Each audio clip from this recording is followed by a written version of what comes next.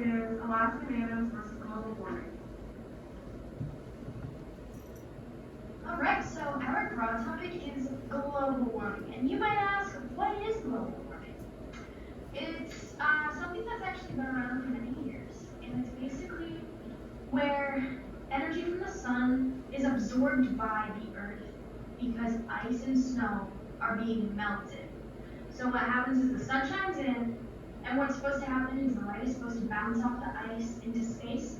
But what happens is the earth is actually absorbing the heat, which makes sea levels and temperatures rise. This affects all communities around the globe. And it disproportionately affects women, children, people of color, and indigenous peoples more than other people. And that is something that we're going to get into with our specific topic. And yeah, basically it affects all ecosystems, all animal systems, and it's a big problem. Okay, so this is our specific topic, Alaskan natives losing their homes and villages to global warming. So the main reason they're losing their homes is from water erosion. The sea levels are rising, which is destroying the land these homes are built on. And the water can seep into the walls and floor of these homes as well, which can cause black mold. And I'll explain that a little bit more later. So you might be thinking, what about the winter months? Well, because of the rising temperatures, NPR's article, Climate Change Complicates Counting Some Alaskan Native Villages for Census, says that Yupik tribe elders have long predicted that the land will look vastly different by 2030, as in there may not be a regular winter that they usually see there. They also say that people there can't spot untrustworthy ice when it's warm because the snowfall is very thin and it makes it very hard to see, which can bring physical harm to the natives there. The erosion is a little bit too costly for the government to pay for, so because of these bad living conditions, they have forced the Alaskan tribes to relocate to higher ground to keep themselves safe from black mold and other health risk factors. The government is trying to help with the funds, but they can't do much. This also makes it much harder for the government to take an accurate census. Because there is an increased risk of travel on the ice roads due to global warming, which may drop the census numbers in the end. So, public health of Alaskan coastal natives. So, what is black mold? Black mold can release spores as it feeds on organic materials in common household areas like drywall, carpet, insulation, or subflooring that have been exposed to moisture, according to HGTV's article. It is very costly to fix, and the main effects on the body are respiratory issues. So that would include like chronic coughing and sneezing, stuff like that, and then some more hazardous symptoms would be like nausea, vomiting, and bleeding in the lungs and nose. Because all these symptoms are dependent on how long you were exposed to black mold for. So the longer you were exposed to black mold, the more dangerous it is. But according to the EPA article, Alaskan natives' health is threatened by loss of clean water, saltwater intrusion, sewage contamination from thawing permafrost, and expansion of diseases. It can also increase your exposure to pollutants such as mercury and organic pesticides. Okay, so global warming in Alaska, some key factors, the rising temperatures. The National Park Service noted in January of 2020 that Alaska has warmed more than twice as rapidly as the rest of the United States over the past 60 years. The NPS has also observed that the annual air temperature is increasing by 3 degrees Fahrenheit, and an average winter temperature increase by 6 degrees Fahrenheit. To add to the warming air temperatures, warmer seas are also becoming a problem for Alaska. Climbing sea temperatures are causing glaciers and sea ice to melt. As the writers of Sea Grant say, bare sea ice reflects 50 to 70% of the sunlight that strikes it, and dark open ocean water absorbs more than 90% of the sunlight that strikes it, causing the water to become warmer. As ice melts, more sunlight is absorbed, causing water to warm and even more ice to melt, creating a self-reinforcing cycle of warming called the albedo effect. The river ice in Alaska is also starting to break apart earlier. All of this is impacting natives. The rising temperatures are causing habitat loss for certain species, particularly salmon. The salmon are being killed by heat waves and also not returning to certain rivers and waterways, and going in numbers to other water.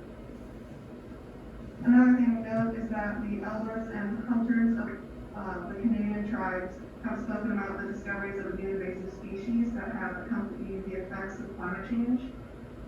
Dwayne Smith, the president of the Inuit Circum Polar Conference in Canada, and the vice president of Inuit Tapiric Ikanami, has said that this change is also reported by Inuit in Greenland and Alaska.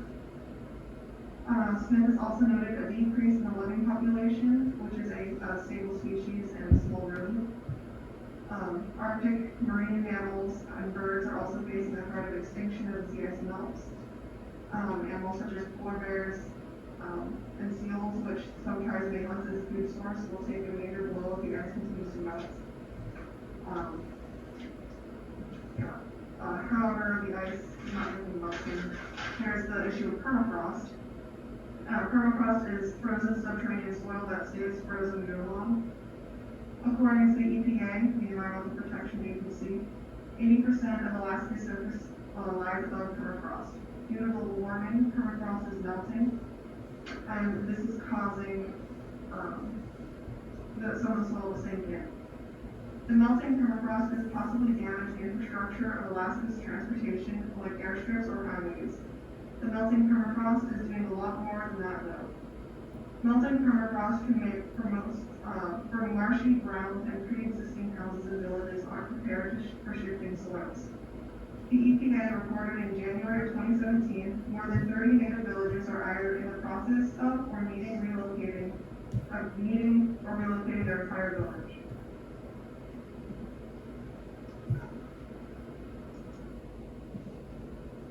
All right, so, I'm sure you guys are wondering, what is the government doing about all this permafrost, all of this, these animals that are invading, all of the rising sea levels? Well, at the moment, they're not doing a whole lot to change this whole idea of climate change. They're not enforcing things such as, not using fossil fuels or, certain things like that. They're not doing a whole lot because this is something that a lot of people contribute to and that big corporations contribute to. Basically, with relocation, because these Native Americans are being put through these difficult circumstances, they are in a violation of human rights. So they are basically living in these awful living conditions where they possibly can be exposed to black mold and to flooding conditions, and they aren't getting help to be relocated because they don't qualify with relocation help or for relocation help from the government. And this just shows how little the government kind of puts their energy into Native Americans, and especially Native Americans that are going through a lot. So basically, they think that relocation in 2023, which they're hoping will happen for more of these communities, will cost about $130 million. Hopefully the government will spend on this. The government's trying to do their best, but there's a lot of things going on right now, and they're focuses, I think, on other things. And basically, a woman who lived in one of these villages and was relocated all on her own stated, "Our land just started eroding very quickly right before our eyes." So if you can picture that, there's nothing you can do with erosion. You can't prevent it. So this is a very, very difficult issue. Alright, so this is the effects on community infrastructure in Alaska. So there has been a lot of damage to the existing homes, and some of the effects of the erosion on the homes. The water erosion washes away the base that the homes are built on. So the more land washed out from under these homes, the more likely these homes will just fall over. Another effect would be black mold, as stated earlier. It costs a lot to remove, and they don't have money to remove it. So they resort to relocation. Yeah. To add on to the relocation, tropical storms are another factor that come into play when thinking about relocating an entire village. And then for hunting and community health, when the hunters go out to hunt in the wintertime and the ice is really thin or covered by snow, so they can't see where the ice might be weaker, they'll pull through the ice into the water, which is very dangerous. And then otherwise in community health, there is again going on with the food strand. Food costs maybe like 4 times more than it does in the rest of the lower states, because fresh produce is hard to come by. So that impacts the community if they can't get enough food for the winter. And the whole issue of salmon is certainly contributing to that. So infrastructure assistance is being planned. So they are trying to plan infrastructure assistance, and it's not necessarily the government who's planning this. It's more leaders of certain organizations and groups that see this big problem and are taking it into their own hands.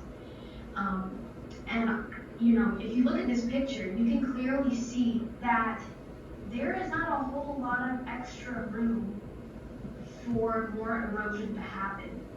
After sea levels rise, even like 1 foot more in the next like 10 years, there is a big chance that this section of Alaska will be underwater.